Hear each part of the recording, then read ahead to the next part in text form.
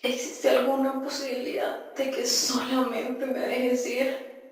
Cualquier cosa cambió en mi existencia. Oh, pequeño cordero, no hay nada que quiera de ti excepto tu vida.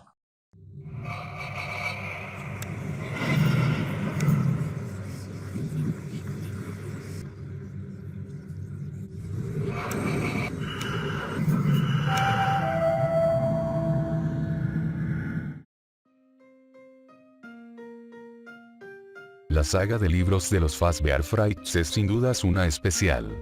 Alrededor de cada uno de los volúmenes, que le fueron aumentando conceptos e ideas a este universo de canon alterno, hemos visto un tipo de contenido casi impensable para la serie de juegos, dándole a estos libros una insignia y méritos propios muy definidos en el mundo de Freddy's, presentándonos a algunos de los villanos y animatrónicos más geniales y creativos que el gran Scott Cawthon junto con su talentoso equipo de autoras se pudieron idear, y forjando sus personalidades en las 3 historias de cada entrega. Todo mientras subliminalmente, nos van revelando poco a poco misterios inconclusos de la línea temporal principal. Como toda franquicia establecida, es claro que los Frights tienen aspectos buenos y malos. Altos tan remarcables como los libros de su edad dorada, con las historias de Fecho Step Closer, y desastres narrativos que mancharon el nombre de sus autoras como Inda Flesh. Pero desde mi firme posición y punto de vista, si en algún momento hubo un peculiar punto en este viaje en el que la calidad subió a niveles insospechados tan pronto como sería su primer libro, rompiendo con márgenes que ni siquiera la mejor historia de la saga se ha atrevido a quebrantar, y ofreciendo una de las experiencias más deleitables y únicas de los libros, ese no puede ser otro que la tercera historia de Into the Pit. El cuento de la muchacha melancólica que encontró su incomprendido anhelo, pero eventual penitencia en el interior de su maniático verdugo blanco con sombrero de copa. Count the Ways es una historia que en cada una de sus páginas despliega extravagancia e identidad. Desde el principio no para de remarcar lo diferente y única que es esta obra con respecto a sus antecesoras y futuros congéneres, no solo por su disímil forma de escritura, que de momento no ha sido repetida en ninguna de las historias que le siguieron, sino por todo lo demás que busca representar y emular en sus páginas, atributos que la consagran como la segunda mejor de la saga en mi opinión, así como tal vez una de las más descaradamente infravaloradas por la comunidad.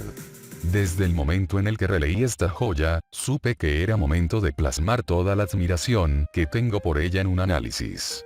Sé que muchos podrán poner en duda este pensamiento, o de paso directamente le han dado dislike al video, mientras que otros podrán darme la razón, pero para demostrar lo que estoy diciendo con argumentos sólidos y aspectos objetivos de la narración, es necesario darles una explicación de por qué tengo este punto de vista, y en este video quiero enfocarme en 4 aspectos que considero los mejores rasgos de la historia: estructura, humanidad, un villano artístico, y un título con significado. Aspectos los cuales yo pienso que le dan a Count the Ways el honor de ser una de las mejores historias de estos libros jamás escritas a la fecha, y por la que la denomino la perfección narrativa de los Fazbear Frights.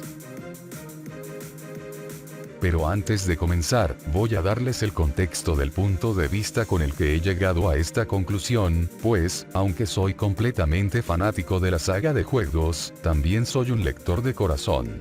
Y aunque evidentemente al criticar estas historias, se tiene que tomar en cuenta el tipo de contenido que muestran con un estándar de la saga, mi punto de vista sobre todas estas historias siempre ha sido desde una visión más narrativa que por su relevancia para el lore, así que lo que verán aquí estará más enfocado en esos aspectos literarios. Con esto aclarado, podemos continuar.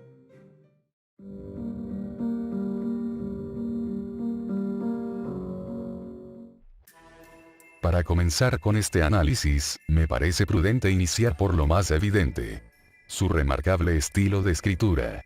Todos los que hemos leído los Fazbear Frights sabemos reconocer el esquema que siguen todas sus historias, buenas o malas, que consiste en comenzar, presentarnos al protagonista en cierta situación cotidiana para conocer su personalidad, y continuar con un rumbo recto por medio de varios cortes que nos transportan a diferentes escenas y momentos de la historia, y su respectivo final. Simple y muy comprensible. Pero aquí es donde Countdown incide, y drásticamente. No solo nos presenta una historia inusual, de atmósfera lúgubre y melancólica, sino que cambia por completo la forma en la que es contada. Existen varios métodos y técnicas narrativas para contar una historia, siendo el más común el método lineal, evidentemente, que radica en relatar los acontecimientos en un orden cronológico. Inicio, desarrollo y resolución. Fin. El método que Eli Cooper usó para esta historia, es el conocido como racconto, que del italiano significa, volver a contar, o también llamado retrospectivo. Este relato no tiene un orden fijo, sino que empieza en su punto de desarrollo, o nudo, y vuelve el reloj a lo largo del camino, para contarnos los eventos que ocurrieron en el pasado por medio de flashbacks. Usando sus maravillosos 19 cortes de escena como las demás historias, pero con un propósito diferente, que es contrastar el presente del pasado. Algo increíblemente notorio, pues en lugar de darnos el primer vistazo de Millie en una situación común y corriente, esta comienza lanzándonos directamente a la boca del lobo, o al estómago del oso si nos ponemos smart, con Millie recién atrapada dentro de Fontaine Freddy, y sin que se nos dé contexto alguno de cómo llegamos a esto. Y sin darnos cuenta, este rápido inicio ya nos planteó una circunstancia normativa de riesgo, que a la vez nos da nuestro primer vistazo de su protagonista y antagonista, mientras Freddy empieza a hablar, y numerar las formas en las que podrá cumplir el oscuro deseo de su desafortunada presa. No es hasta después de que se traza este conflicto que empezamos a recibir ese innecesario trasfondo, haciendo un corte y volviendo al que cronológicamente es el comienzo del relato, nuevamente proyectando una situación, pero completamente distinta a la antes vista. Mientras que por un lado Millie está encarcelada y sin esperanzas dentro de un gigantesco oso homicida que no para de torturarla sádicamente con respecto a cómo matarla, con ella rogando por su vida, por el otro lado la tenemos libre, andando y conviviendo con los demás en su día a día. Esta drástica divergencia es increíblemente eficaz para atrapar la atención, pues mientras avanzas, tu mente no puede dejar de preguntarse cómo una cosa llevó a la otra. Esto nos deja básicamente con dos sucesiones aparentemente inconexas, pero mientras avanza más, y más, poco a poco se unen en una sola secuencia, enlazándose en el momento clave en el que Millie encuentra a Fontaine Freddy en el taller de su abuelo, huyendo fríamente de la celebración navideña de su familia. Y ahora, lo entiendes todo. La desolación y el dolor que la impulsaron a escapar, y terminar escondiéndose dentro del animal mecánico que guarda su abuelo.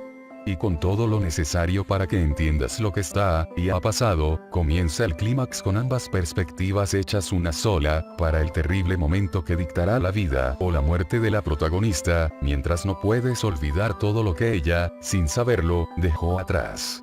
Para que estos saltos temporales funcionen, se requiere hacerlo frecuentemente. Debe ser una norma y saber distribuir bien cada uno de los flashbacks, a diferencia de la excusa que fue el comienzo de Gumdrop Angel, cuyo método nunca fue repetido a lo largo de toda la historia y cuya primera escena se podría eliminar sin que alterara el resultado. Esta historia sabe perfectamente cómo hacer que absolutamente nada se sienta aburrido con el desarrollo constante de sus dos partes, teniendo en un extremo una trama humana muy emocional y activa narrativamente, y por el otro las terroríficas terapias y conversaciones con Fontaine Freddy. Y te lo voy a decir claramente. Si tú crees estar al tanto de esta historia únicamente por medio de un resumen, en verdad no conoces lo que es Countdown Ace. Porque si hay una historia que recomiendo ante todo experimentarla tú mismo en vez de un simple resumen de 8 minutos, es esta. Es en eso donde reside la gracia, en los detalles, en leerla de la forma en la que fue escrita, todo por minúsculo que sea sientes que aporta inmensamente al resultado final, y se vuelve algo radicalmente inmersivo, sobre todo si decides apagar las luces, y dejar que tu mente te lleve al frío interior del bestial ser de metal. Y aunque contada linealmente está bastante bien y puede funcionar, y jamás logrará transmitirte el impacto que te dejará con sus cortes y flashbacks. Jamás. Y mucho menos si le quitas esos datos que te hacen sentir que todo esto te podría pasar a ti. Es este método lo que la hace tan única, tan diferente. De lo contrario, podría ser solo una historia más. y hay algo por lo que el pasado como el presente te importan tanto, algo que te invita a continuar y averiguar lo que pasa, ese algo que te indica tus emociones, o más bien, alguien. La desdichada chica gótica que atrapada por su negativismo, no pudo abrir los ojos a tiempo, para ver lo que la rodeaba. Lo que me lleva a mi segundo punto.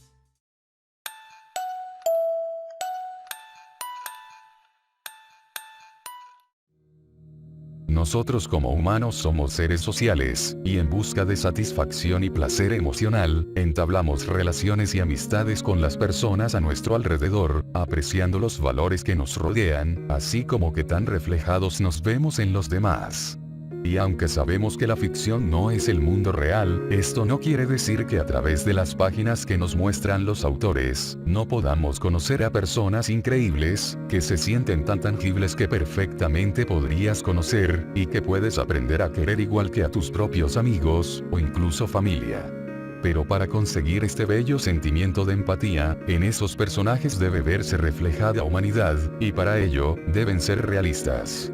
¿Saben por qué es tan difícil empatizar con protagonistas completamente perfectos, inmaculados, y sin ningún tipo de defecto? Porque ese nivel de superioridad no es algo humanamente posible, no es algo con lo que nosotros podamos sentirnos identificados, porque nunca podremos alcanzar el nivel que nos plantean, pues al ser simples mortales, siempre estamos propensos a cometer todo tipo de errores. Y curiosamente, son esos mismos defectos los que le dan virtudes a las personas, y por qué no, también a un personaje ficticio. Millie es sin dudarlo uno de los mejores personajes de toda la saga de los Fazbear Frights, y personalmente fue tan agradable, que no puedo evitar sentirme emocionalmente atraído por ella, y no estoy mintiendo en absoluto cuando les digo que amo a esta chica. Y es justo ella el conector entre lo humano y lo bestial de esta historia. Millie como ser humano nunca será perfecta, tiene muchos defectos, el más visible, su constante inconformidad, pero, aunque alguien ingrato puede causar apatía, las circunstancias en las que Millie se nos introduce provoca todo lo contrario, y con eso me refiero, a su etapa de vida. Pues esta chica, tiene apenas la corta edad de 14 años, y las cosas por las que ella pasa, su decepción y su deseo de una mejor vida, o incluso las ganas de perderla y desaparecer de este mundo sin dejar rastro, son algo por lo que todos hemos pasado. En mayor o menor medida, todos hemos experimentado ese momento en el que sentimos que hemos tocado fondo, que todo está en contra nuestra, y que no podemos desear algo más que un descanso, y puedo apostar, que ese periodo de tiempo fue tu adolescencia. Es precisamente por eso por lo que Millie tiene que pasar, y aunque sea evidente que ella no está sola, y que personas como su abuelo velan por su bienestar, aún así, puedes sentir su soledad, su tristeza, y rápidamente, no puedes evitar ver en esa confundida niña el reflejo de lo que tú eres o una vez fuiste. Y listo, tu anclaje para que toda la historia valga la pena está listo, pues ahora temes por ella, y disfrutas con ella. Por eso con personajes tan cariñosos como su abuelo, o la llegada de Dylan a su vida, sientes satisfacción inmediata por cosas simples como verla feliz, sonrojarse, tener esperanza y alegría, y te llenan genuinamente, para que al final, tu corazón y el de ella se rompan al unísono, en el momento en el bazar navideño y la cafetería, con la traición de Dylan, que aunque superficialmente no sea mucho, a un nivel emocional para ella es una poderosa apuñalada, al sentir como las esperanzas de alegría de Millie se apagan como una vela en el hielo, y tus deseos por su felicidad se evaporan. Les digo, y no estoy exagerando, que quería entrar a esta historia, encontrarme con ella, darle un abrazo y tratar de hacer lo mejor posible para que sintiera que su vida vale la pena. Lo que le añade un poco a esto, es el setting y temporada del año en el que se desarrolla la historia. Navidad. Una época que debería ser de alegría y regocijo, ahora parece reflejar en su totalidad todo lo que Millie busca y desea, cariño, pero que por sí misma, y las muchas desilusiones por las que ha tenido que pasar, no se siente merecedora de recibir. pocas historias de los Frights están tan enfocadas en el aspecto emocional de sus protagonistas, porque absolutamente todo lo que pasa aquí sirve para desarrollarla emocionalmente. Cada frase y cada método de ejecución de Fontaine Freddy añade algo a este personaje, ya sea reflejar su miedo, valentía, sensibilidad, su escondida alegría que ella misma no se permite expresar, y finalmente, el lúcido momento en el que Millie ve todo lo que está mal con ella, todos sus errores, todos sus crímenes contra la humanidad, sin esperanza alguna más que hacer su cuerpo lo más pequeño posible, para evitar que su cabeza ruede sin misericordia con el eco de la cuenta regresiva del monstruo. Siendo su final incierto, aunque tememos lo peor, y lo último que vemos de esta historia, es al tan agradable abuelo de Millie, esperando sin saber lo ocurrido, que su amada nieta, regrese para celebrar en familia las fiestas. No es hipocresía, a eso se le llama desarrollo.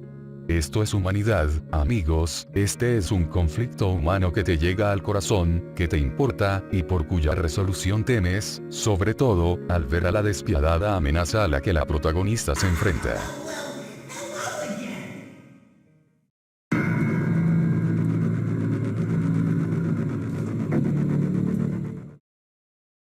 Ya les he hablado de la empatía que generan los personajes humanos de Countdays, y ahora, es momento de hablar del inerte cuerpo, que es de todo menos humano en cualquier aspecto.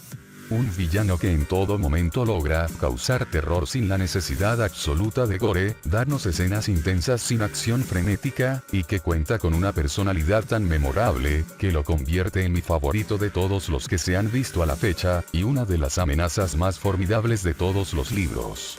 Si el Fontaine Freddy de Sister Location ya les daba mal rollo, no han conocido lo pavoroso que es el de Countdays.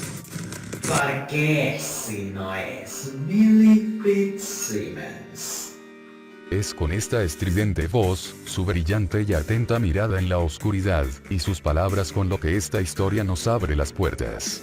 Desde que conocemos su actitud y temperamento, sabemos que estamos ante algo terriblemente peligroso con lo que nunca nadie debió jugar. No solo transmite claustrofobia el ambiente cerrado en el que se encuentra Millie, a eso se le añade el auténtico terror que este oso puede transmitir con solo ser él mismo, con solo su personalidad y nada más que su elocuencia y carisma para hacer que le temas. No requiere más que eso, ni una maldición, ni poderes, solo el estruendo de su voz y la brutalidad de su naturaleza.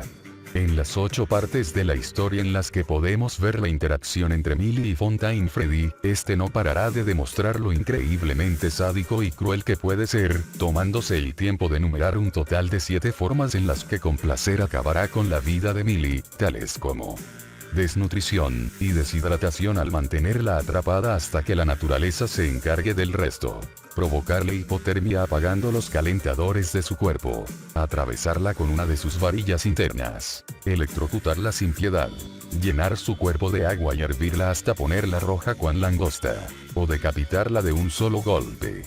Cada una de ellas descrita con un nivel de detalle tan cínico que da la impresión de que te encontraste con un maldito demente salvaje. Y si te quedas con este personaje solo como un lunático, estás bastante equivocado. Pues, aunque todo lo que les dije es cierto, este villano no es ningún tonto, y está lejos de haber perdido el juicio. No se cansa de presumir su conocimiento e inteligencia, su dominio sobre los temas, cada una de sus frases desbordando descarada elegancia. Cosas como explicar el agónico proceso de muerte por deshidratación, explorar los gustos por la literatura de Millie para intimidarla con ser empalada, relatarle el origen de la silla eléctrica, o darle clases de historia sobre las decapitaciones de Arabia Saudí y la Revolución Francesa, forman parte de su ser, su diabólico intelecto, y su retorcida inteligencia artificial, a un punto tan perturbador, que parece estar vivo. Joder, es que hasta sabe francés.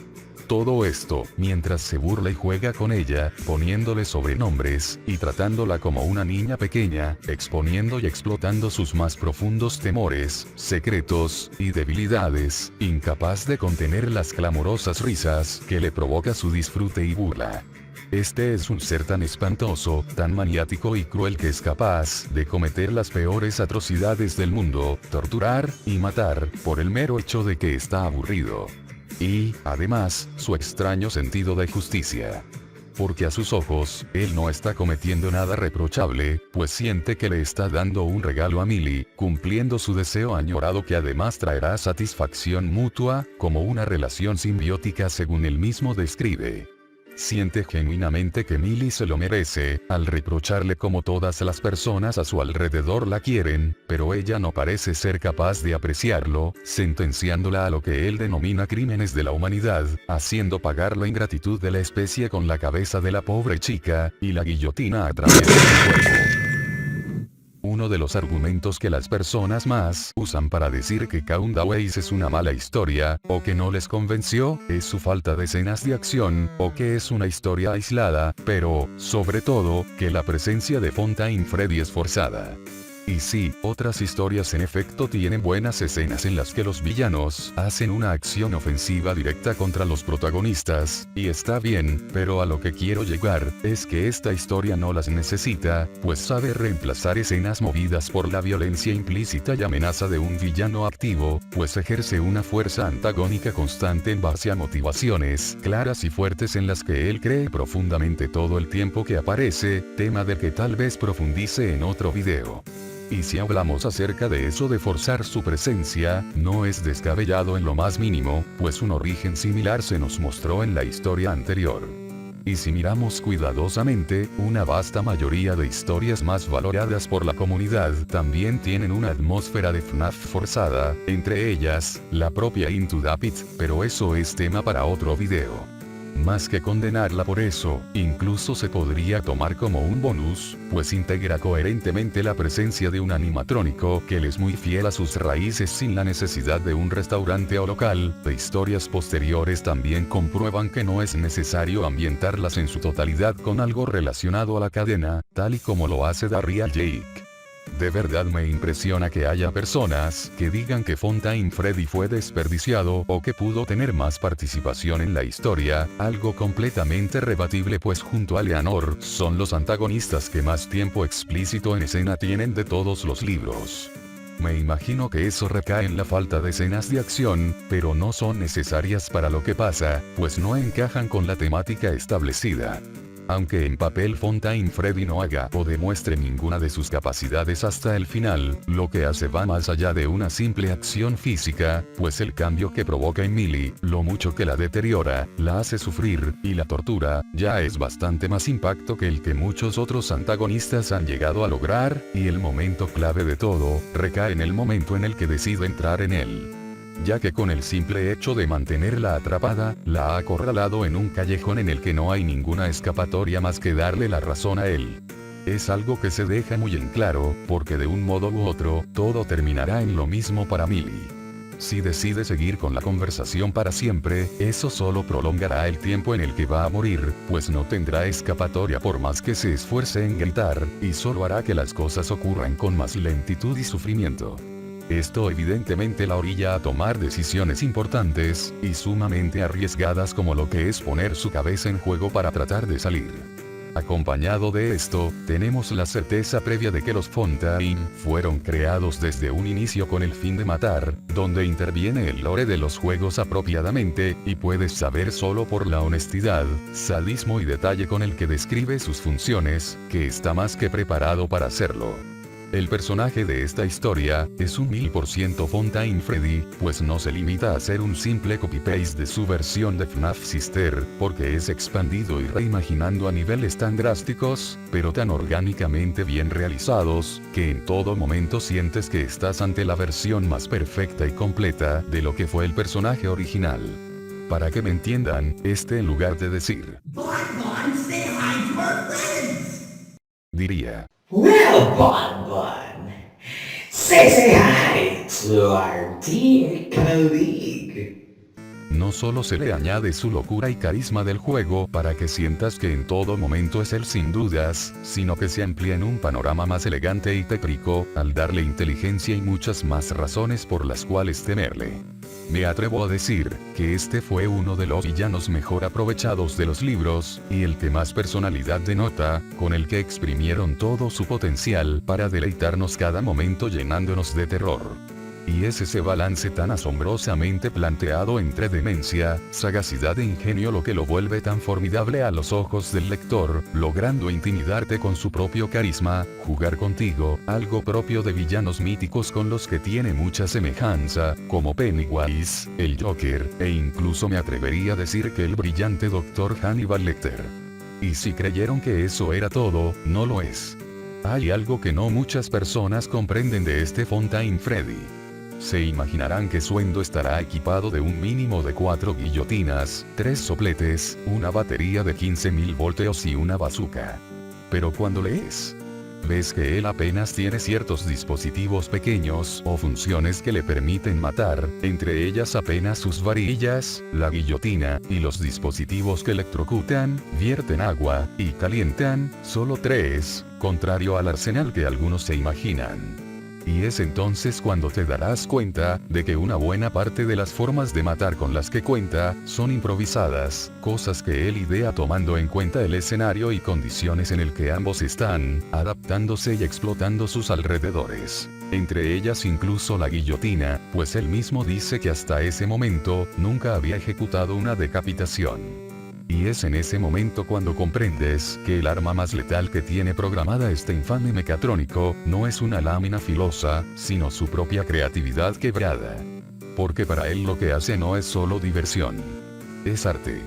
Y todo vuelve a esa palabra, porque Fontaine Freddy antes que cualquier cosa, es personificado como un artista. Notorio a través de su forma de hablar, su idoneidad, ingenio, y disfrute de hacer lo que le gusta a lo grande. Matar. Un villano cuya característica más mortal es su imaginación para hacer lo que le gusta, es algo realmente digno de temer, y más siendo tan bien acabado. Y ahora, es el momento, de que les diga el acierto máximo de esta historia, del que, al percatarme de su presencia, supe que merecía por completo este video.